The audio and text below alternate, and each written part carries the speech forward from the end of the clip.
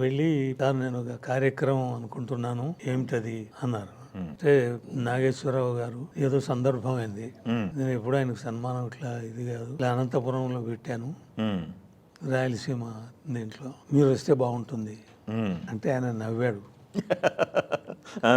నవ్వి మీరు ఆయనకి అక్కడ సన్మానం చేయడమే వింత, దానికి నేను రావాలా అన్నారు ఆయన. అంటే వస్తే బాగుంటుంది అనుకుంటున్నాను సార్. లేదు, బ్రదర్కు అట్లాంటి సన్మానాలంటే ఇష్టం మాకన్నా, కాబట్టి బాగా చేయండి, నేను రాలేను కానీ బాగా చేయండి. ఓకే, మేమిద్దరం వస్తే గొడవలు అవుతాయి అన్నాడు ఆయన. ఓ, అభిమానులు కొట్టుకుంటారండి. ఓహో, మా కర్నూలులో 2 సోడా షాపులు ఉన్నాయి. ఇది రామారావు గారి అభిమానులది, ఇది. ఓహో, సినిమా చూడగానే వీళ్ళు వచ్చి ఇక్కడ, వీళ్ళు వచ్చి ఇక్కడ గొడవలు.